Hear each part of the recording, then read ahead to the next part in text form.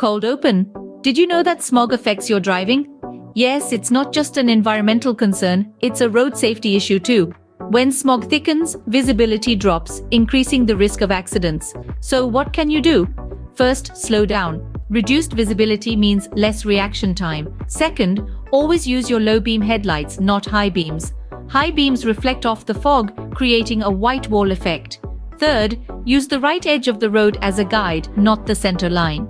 This helps avoid running into oncoming traffic.